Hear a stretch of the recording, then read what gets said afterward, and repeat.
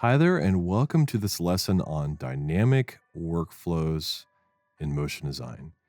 And I'm going to talk to you in this video about working between Premiere Pro, After Effects, Photoshop, and Illustrator.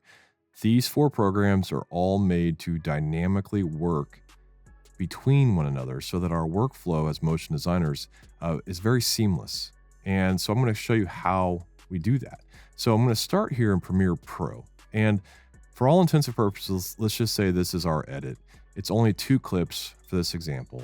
But in this first clip, we have a close-up of the motorcycle driving, and he's driving along. And then we cut to this wide shot, and he's driving off into the distance. And for this shot, we want to show the logo, the motorcycle logo, like for the product that we're trying to sell for this edit. Okay. So how do we go about doing that? We also need to change the color of this shot. We could, mess with the color here inside of Premiere Pro. We could bring in a Photoshop layer, bring in the vector layer and try and position everything, nicely, but it's a lot easier to do this inside of After Effects. So we need to move this clip into After Effects. Well, how do we do that? It's really simple. All we have to do is right click on the clip, go to replace with After Effects composition, click, and then Premiere Pro says, okay, you're going to use an After Effects project. What's the project called and where should we save it? So I'm going to call it Motorcycle Logo Project, and I am going to save it inside my motorcycle folder.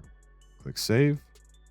And then in After Effects, it has brought in the clip. The footage is here inside of After Effects. It's the right length. Everything's great. The composition's set up. It's a 1920 by 1080 comp. It's 23976, 10 seconds and 4 frames long. And you'll see here the composition is even named Premiere to After Effects Linked Comp 03. Perfect. So the first thing I'm going to do is I want to change the color of this footage. So I'm just going to go into Effect, Color Correction, Curves. Curves is a very powerful plugin, has a lot of potential in terms of coloring, messing with brightness and contrast, things like that. So the first thing I'm going to do is I'm going to just click twice on this line, and I'm going to create a very basic S curve. And this S curve just creates contrast in this shot. So this is with curves, this is without. So you can see there's more contrast in the shot. Next, I'm going to go into the blue channel, and I'm going to increase the blue here just a little bit. And it's looking a little purple there. So we'll go into the red channel, and we'll bring down the reds. So we have a nice green shot. So that's looking pretty nice. This is with curves and without. So you can see quite a difference here. So now if I go to File, Save, and I jump over to Premiere Pro, you're going to see the clip is going to update itself in terms of color. And there you go. Updated colored shot inside of Premiere Pro. Also, you'll notice here that this is no longer footage. This is Premiere to AE linked comp 03.aep. This is the After Effects project file in my timeline in Premiere Pro. Pretty cool. Back in After Effects. Now I want to bring this logo in and kind of place it in the shot and do a few things to it. So let's double click and import our Photoshop logo file. And here it is. I'm going to import it as a composition, retain layer size. I'm going to merge layer styles into the footage. Click OK.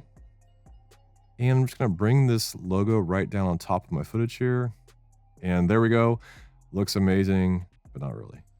Everything is white.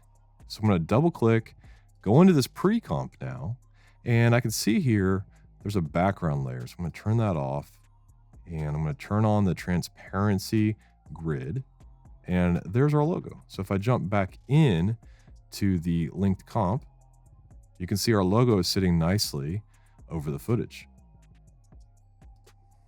So the next thing I want to do is, let's say the client came to me and said, hey, by the way, this says 1962. We goofed up and it needs to say 1963.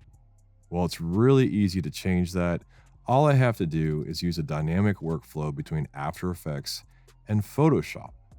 How do I do that? Well, I go to my layer I need to update, And it looks like 62 is right there. All I have to do now is go to Edit, Edit Original, and it's going to open up my Photoshop layer inside of Photoshop. Really easy, right?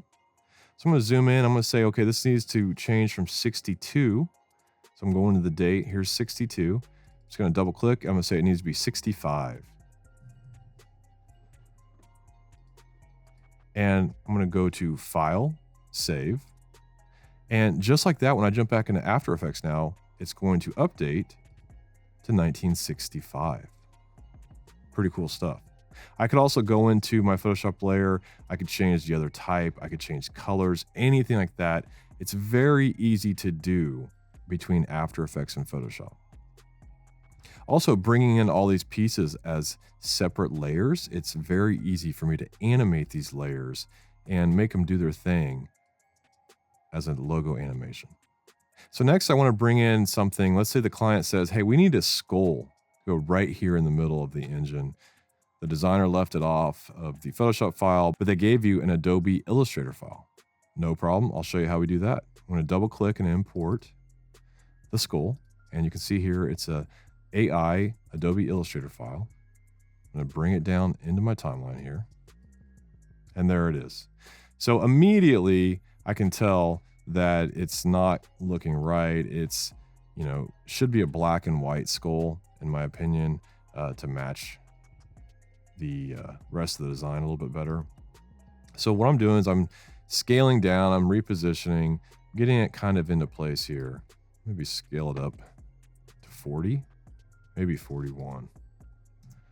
There it is. And now I just need to make it, I'm going to nudge it here with my key just to the left a little bit. Now, all I have to do is the same process I did in Photoshop. I can go up to Edit, Edit Original, and it has opened up the skull inside of Illustrator. So all I have to do now is select the color, and I can see here the fill is this color. I want it to be white. There it is, it's white. I'm going to go to File, Save, and then back in After Effects, it's updated to a white skull. Perfect. So now I've got my logo over my footage. So now I want to bring this skull into this motorcycle layer because I want to create a transparency where the logo fades in over the footage. And I don't want to add two different transparency fades here. So how do I do that? Well, it's really easy. I could just take this skull. I could hit Command X, double click my pre-comp, go in here and paste. And there it is. It's inside my pre-comp now. And now all I have to do is hit T for transparency, set a keyframe, move it further ahead in the timeline, and then set another keyframe for 0. And as I preview this, you're going to see our logo fades in very nicely. So now if I go to File, Save, jump back into Premiere Pro, you can see here is our footage with the logo, right? And it's even got the fade. So I'll play through this. And look at that. We've got our logo. It could be a lot more complex. We could make the logo, move and do things, and maybe the type writes on. That's what I would do if I was animating this. But that is how you work with dynamic workflows between Premiere Pro, After Effects, Photoshop, and Illustrator.